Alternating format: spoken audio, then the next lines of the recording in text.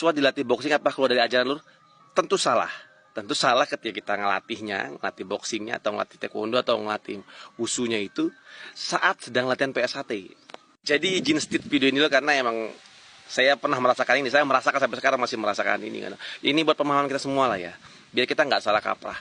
Jadi gini, kita kan ikut PSHT setelah kita jadi warga, kita harus memberikan sumbangsih kita. Nah, contohnya mungkin Mas In dengan saya, kita dulu pernah jadi atlet di luar silat.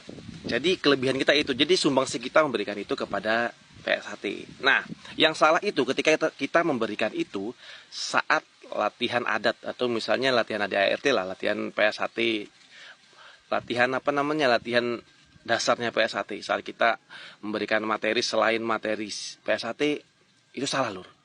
Tapi ketika kita melatih di luar jam latihan dasar atau latihan ADART PSHT sebagai cabang prestasi, menurut itu sah-sah aja. Tapi kebanyakan dulu kita yang nggak paham. Jadi saya sering banget diprotes, susahnya sering juga pernah disidang juga masalah ini kan Lur. Ya ini buat pemahaman kita bersama. Gini Lur, kita ikut PSHT, setelah kita jadi warga kita pasti ingin membanggakan PSHT, mana kan?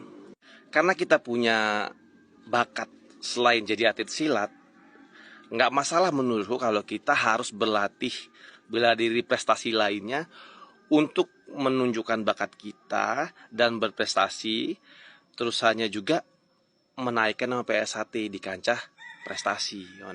Contohnya kayak mereka ini atlet warga PSHT yang saya didik untuk menjadi atlet di luar silat.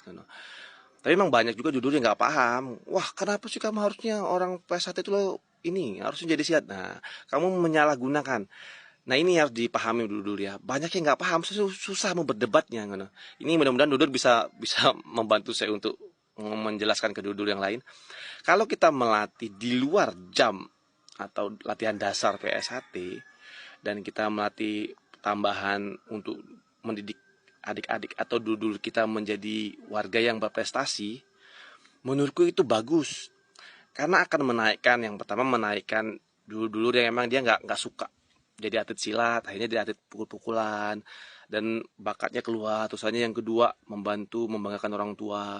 Terus aja yang ketiga siapa tahu dia berprestasi dan bisa dapat beasiswa sekolah. Dan yang keempat jangan ditinggalkan, nama PSHT pun akan terangkat karena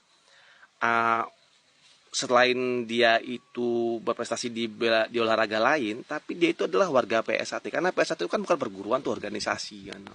Jadi dimanapun kita berprestasi, PSHT itu selalu kebanggaan kan. Jadi pas selalu ditanya, ya saya tuh orang PSHT kan Lur. Tapi memang banyak dulu kita tuh yang nggak paham tentang ini kan. Jadi ya saya tuh susah mau berdebatnya. Saya sering disidang, sering dikomen. Yang penting kita itu Dudur, jangan sampai melatihnya itu saat lagi latihan dasarnya. Tolong jangan, karena itu merusak ADART dan juga bakal merusak budaya.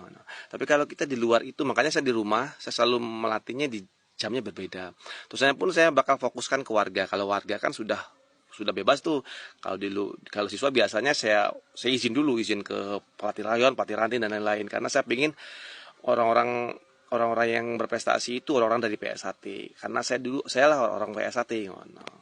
Ada beberapa yang paham, tapi ada beberapa juga yang nggak paham, dan ya itu pro kontra lah kan. Dan ini mudah-mudahan Dudul paham tentang ini kan.